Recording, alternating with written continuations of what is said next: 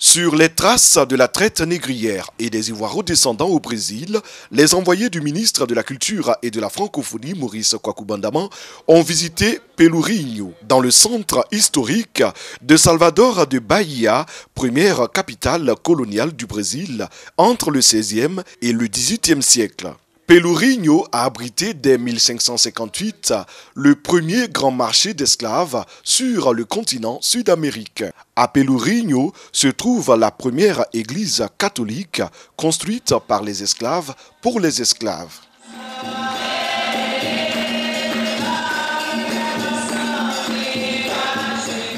Pendant l'esclavage au Brésil, les Blancs ne permettaient pas que les Noirs rentraient dans les églises. Donc les Noirs ont construit ces bâtiments-là pour avoir le droit d'entrer dans une église. Vous pouvez voir que la liturgie ici est spéciale. Il y a beaucoup d'éléments africains, il y a beaucoup de musique africaine. En ce lieu historique, la présence africaine est bien visible, avec notamment la maison du Nigeria et surtout la maison du Bénin, un musée bien fourni qui fait le lien entre le Brésil et l'ancienne république du Dahomey. Toujours à Salvador, dans l'état de Bahia, les équipes de chercheurs se sont rendues au sous-sol de l'église du 3e ordre de Carmo. Beaucoup d'esclaves ont trouvé refuge ici.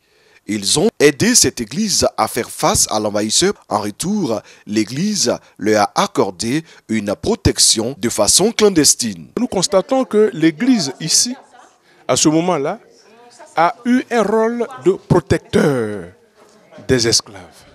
Nous sommes en 1624 et cela a duré 1 an. Une autre organisation incontournable à Salvador, c'est la Société protectrice des invalides. Fondée en 1832 par des Africains affranchis, elle a joué un rôle majeur dans le rachat de la liberté des esclaves.